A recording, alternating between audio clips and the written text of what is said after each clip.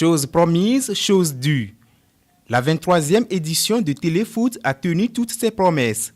La cérémonie apothéose s'est déroulée le 28 décembre dernier à Kpélé, à Deta Eni, à environ 200 km au sud-ouest de Lomé.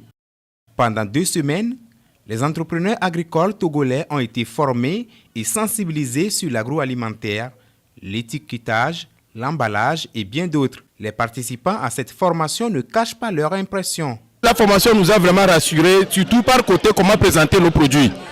Comment présenter nos produits, c'est très important parce que c'est ça qui intéresserait les consommateurs, les clients. Donc du coup, nous aussi, on a vu que nous devons améliorer peut-être notre emballage, notre étiquette, de manière à ce que ça puisse intéresser beaucoup plus les consommateurs. Concernant la formation, ce que moi je peux retenir, c'est plus l'innovation dans l'entreprise au fait.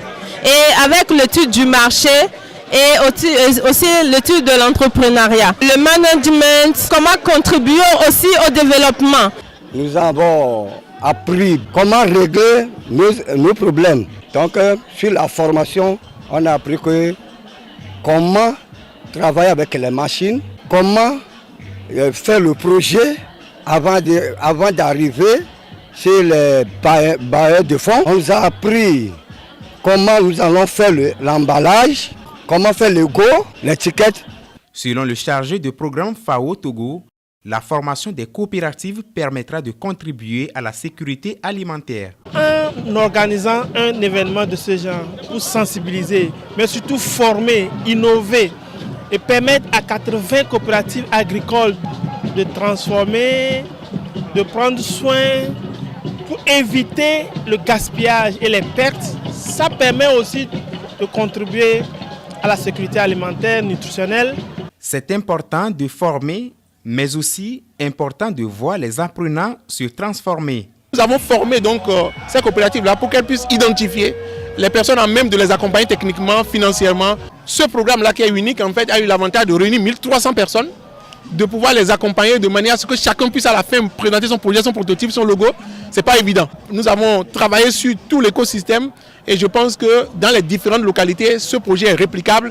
Et nous avons fait un transfert de compétences aussi au ministère, à tous les organismes décentralisés donc du ministère, donc, notamment l'UTCC, pour que les techniciens suivent la formation de manière à répliquer ça dans les communautés. On leur a demandé de présenter leur projet.